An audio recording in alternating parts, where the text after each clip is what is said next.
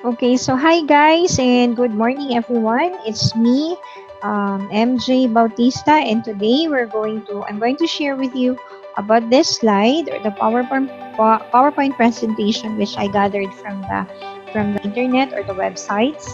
So this is the language of anatomy which tackles more about our weeks 4 to 5. So our topic will be about the language of anatomy, and we're going to talk more about anatomical positions, directional terms, body planes, and section. So, um, we're going to discuss first about the history, no? Because as we all know, every situation or every theories or topic has also always its history that can reflect what is the future. So to start with, during the Renaissance period or what you call the rebirth, the study of human life and medicine began to flourish during this time. So scientists and doctors would experiment and practice on the dead body and incarcerated, or what you call the cadavers. So these cadavers are positioned flat on their back, usually, or what you call in supine position, thus making it easier to draw the reference from the position. So many artists, such as Vinci, began to study about human and its structure and its function. So, to start with, the anatomical position has been always used even in not only in sciences but also in studying human movements, no? So this is what you call the standing position, which you can see here. A girl is standing, so she is standing erectly with her palm facing front and her feet facing forward. So this is the standard reference point in which all positions or movements and planes are described. So the anatomical terms which we use, these are the three-dimensional patterns or three-dimensional perspective by studying the human body from different views. No? So we have the median, the sagittal or what you call the sagittal plane, the frontal or the coronal plane, and we have also the third one is a transverse or the horizontal plane. So fixed lines of reference along which the body is often divided or sectioned to facilitate viewing of its structure. So it also allows one to obtain a three-dimensional perspective by studying the body from different views. So when you say sagittal plane, as what I have here in my slide, the plane dividing the body into right and left. So the mid-sagittal or the median are names for the plane dividing the body into equally parts, which is the right and left halves. Now, the second one is what we call the frontal plane, the plane dividing the body into front and back portion. So also what we call the coronal plane. So the transverse planes, this is what you call the horizontal plane. The horizontal plane dividing the body into superior or inferior, or what you call the upper and the lower portion of the body. Okay, so this has two words or two terms, the transverse or what you call the horizontal plane. Now, the positions and direction is very important not only in identifying the human structure but also in giving instructions if you're going further for some trainings, even for dancing and doing movements in sports and other forms of sciences. This is also important in order for you to identify or for you to give instructions to your students or to your trainers or trainees in order for them to distinguish the movements. Okay, so the terms of position and directions describe the position of one body part relative to another, usually one along one of the three major body planes. So when you say superior from the word itself, no, this refers to the structure being closer to the head, or what you call the caudal. So anything that is closer to your head is what you call the superior. From your navel up, that is also considered to be as your superior. And then refers to the structure being closer to your feet or moving downwards, or this is what we call the inferior. So in this picture here, we can see the different directions, no? So this is the superior from the palm of the hand going up to the caudal position, and then from from the navel going down to the feet is what you call the inferior. Distal going down or away from the central of your body, and proximal, which is closest to your body. Same with your arms. So distal is away from your body, and then proximal, that is moving closer to your body. Same direction, right and left, that's also very basic. Now, the anterior refers to the structure being more in front than another structure in the body. And then the posterior refers to the structure being in back than another structure in the body. So as you can see here, the first picture here identifies anterior, meaning this is the front portion of your body, and then the posterior is what you call the back side of your body. Now, when you say medial from the word medial, this refers to the structure being close to the midline or the medial plane of the body than another structure. And when you say lateral, this refers to the structure being farther away from the midline than another structure of the body. So when you say medial, that is going closer to your body. And then when you say lateral, it's moving away from the middle of your body. And then when you say distal, from the word distal or meaning to say distance, when you are giving directions, that is distal from your body, from the central of your body, going away from your body. So this refers to a structure being further away from the root of the limb than another structure in the limb. When you say proximal, the reference to the extremities only refers to the structure being closer to the foot of the limb than another structure in that limb. Okay, so now moving forward, when you say distal and proximal, when you divide the skeletal or the skeleton into axial, or what you see here, the picture in the blue colored picture, so that is your axial. And then when you say the appendicular or the yellow one, you can better understand the extremities and their roots. So next, the positions and directions, we have the superficial or the deep. When you say this is the superficial meaning the upper portion or the surface of the body. And when you say deep, this is the core of the body. When you say the skin is superficial from the different parts of your muscles and different organs of your body because it is located on the only superficial. Now, the anatomical landmark is also being used here in anatomy and kinesiology. So the anatomical terms are shown in boldface type. So the common names in plain type and the anatomical adjectives in the parentheses. Okay, so now we're going to start first on the very in the caudal position. So when you say the cranium, no, or the cranial part of your body, this is usually the superior part of your body, or usually your head or your skull. And the facies or the facial is understood, your face, and cephalon, which is the head of the cephalic. Okay, now, and then when you say the frontal or the forehead or oculus, and then the orbital eyes will be your orbital or the ocular. Auris, or what you call the otic or your eyes. Bucca, which you call the buccal, which are your cheeks. And nasus, which is the nose. Cervices, or what you call the cervical area or the neck. And then axilla, this is the usual term that we use, or the armpit. And the brachium is the arm of the or the brachial. Antecubital or the antecubital area, which is the front of your body here, which is located here. And then the antebrachial, this is also located here, or forearm or antebrachial. Then the corpus, usually at your wrist or the carpals. These are the carpals of your body. And then the palms of your hand, which usually when you stand in an anatomical position, it is facing away from you. And then the palmar, or what you call the palms, the digits of your hands are what you call the phalanges here. These are the phalanges of your body.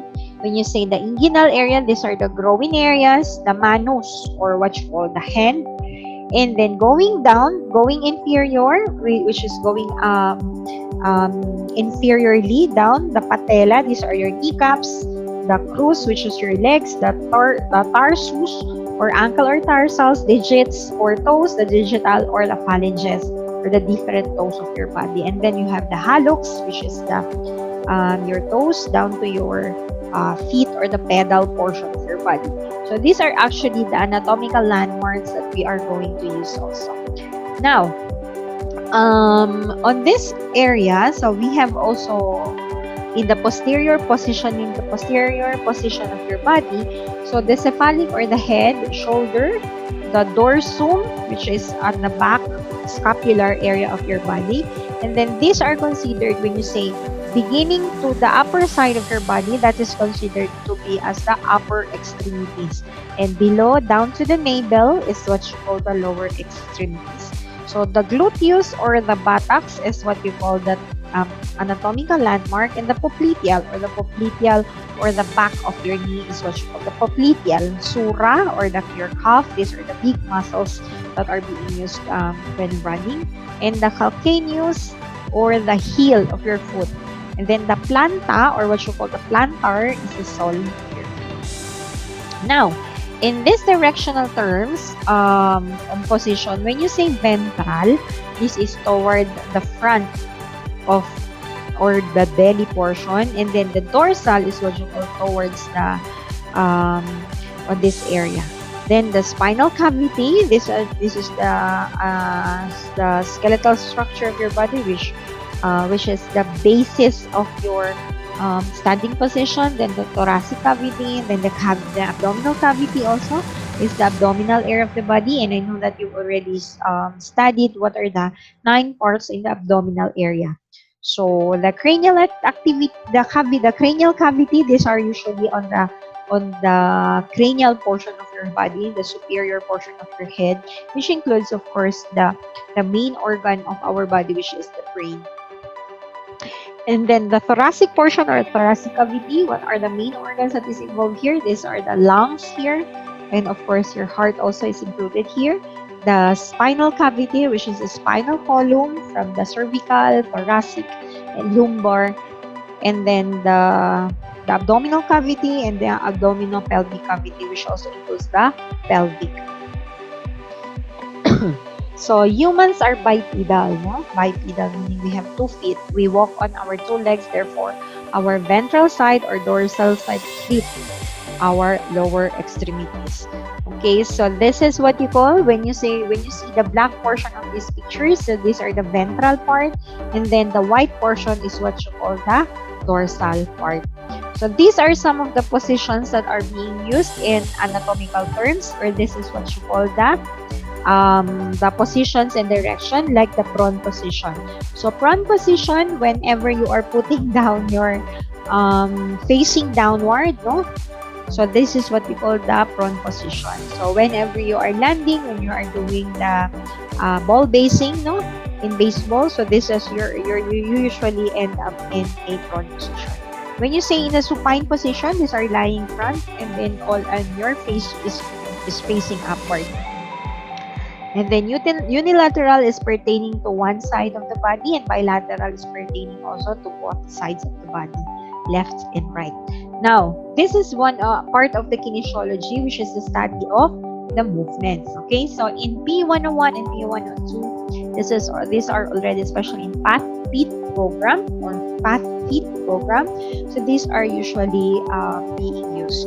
So when you say flexion, extension, hyperextension, and then adduction, pronation, prone, and then supination, retraction, protraction, elevation, depression. Then you have your rotation and circumtraction, external rotation, internal rotation, inversion, dorsiflexion, which is under lower extremities, and then plantar flexion. These are usually the lower part of your body or the inferior part of your body, which is your foot, or what we call the footwork, radial deviation, ulnar deviation, and then the ankle position. So now, we're going to define each of this movement. When you say flexion, as what the picture shows, from extension, you're going to do the flexion. So bending a joint or decreasing the angle between the 2 bones. So whenever the movement of your body's angle is getting closer, so that's what we call the flexion. Now, whenever you're going to extend your arms or the anatomical positions are extending, so moving away from your body. So that is straightening a joint or increasing the angle size or the angle between the two bones. Hyperextension also is excessive extension of the parts at the beyond the anatomical position or hyper. When you do the hyperflexion, flexion, the hyperflexion or hyperextension. So the risk, this is also used in biomechanics, no? In studying the flexion, extension, and the hyperextension. So in the first diagram here, you can see this is the wrist movement of your hand, no? As you can see here.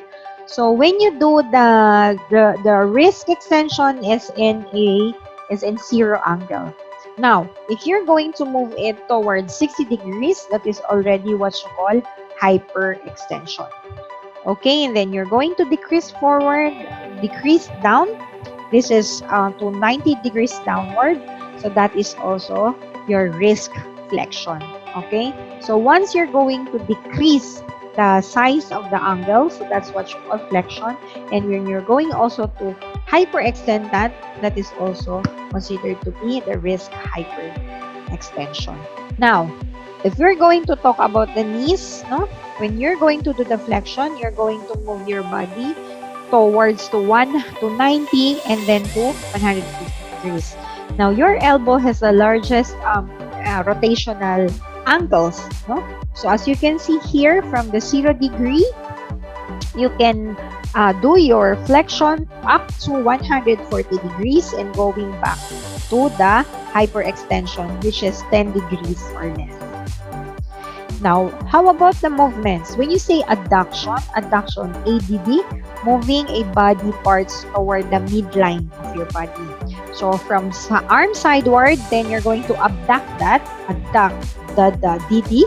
So you're going to move your arms towards your midline part of the body. And when you say abduction, no, BD, this is moving a body part that is away from the midline of your body. And when you say pronation and supination, this is very simple. Now, prone position and your palm facing downward, and the supination is your wrist or the palm of your hands, which is facing upward. So when you see here, this is the all right foot. This is all right foot, supination, neutral position, and then the pronation. Now, how about for this picture? So this picture depicts the retraction, protraction, elevation, and depression. So in the first picture, you can see the retraction of the mandible area of the chin, and then protraction of the mandible whenever you're going to move it forward, and retraction is you're going to move backward. Now, when you say the elevation, you're going to elevation of the mandible area, and then when you say depression, going downwards. Now, when you say rotation, this is a very simple turn, no? Your head can rotate, your finger, your wrist can rotate, your shoulder, elbows can rotate, even your knees and the plexus or the lower part of your body, which is the plantar or your foot. You can do that in a rotational position or movement. So when you say rotation, this is the turning on a single angle, then the circumduction, which is the triplantar, circular motion of the hips or the shoulders. And we have also external rotation, the rotation of the hips and shoulders away from the midline of your body. And when you say internal rotation, this is the rotation of the hip or shoulder towards the midline of your body. Now, when you say lateral flexion, from the lateral position, from the lateral plane, no? So you're going to move your body lateral flexion away and then extension. Now, how about for this footwork, inversion and eversion? These are the plantar movement or the plantar positions. We have the turning the sole of the foot inwards, that is inversion. When you're going to extend your feet outward, that is eversion. Now, how about for dorsiflexion? These are the movements of your ankle. So when you're going to lift your ankles up, so movement, bring the foot towards your shin, which is the shin, and then that's what you call the dorsiflexion. And then the other one is the plantar flexion. The ankle movement, pointing the foot downwards. Now how about this one? This picture depicts about the radial deviation, and the ulnar deviation. So movement of the wrist toward the radius and then also in lateral position. So the movement of the wrist towards the radius or the lateral side, and then ulnar deviation, movement of the wrist toward the ulnar or the medial side. And when you say opposite, movement of the thumb across the palm of the hand. Next, these are the range of motion, no? These are very common in physical fitness activities, no? So you can see here the woman lying here down with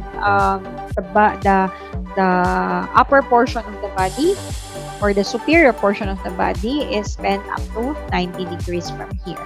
But from here, from the cephalic point to the caudal point, that is what you call the in a 0 degrees. And then when you're going to lift it up, that is already what you call the hip hyperextension. And on this other side, as what you can see here, the arms is in neutral position when you do the internal rotation, moving downwards to 90 degrees. Pag itaas naman, these are the external rotation. Moving downward here, you can see the woman is in supine position, lying down, and the hip flexion is up to 110 degrees. Now, how about this one? These are the radial deviation. When you say radial deviation, towards the radius of your body, and then on the kabila naman is for the ulnar. So you're going to go towards or away, laterally away from your body to 30 degrees. So that is the ulnar deviation, and towards your radial, this is what you call the radial deviation. Okay guys, so that's it for now. Thank you so much, and I'll be showing you more videos, and I hope that you're going to apply this in whatever courses you're taking for now and in the future. So thank you once again. This is MJ Bautista. Goodbye and see you next time.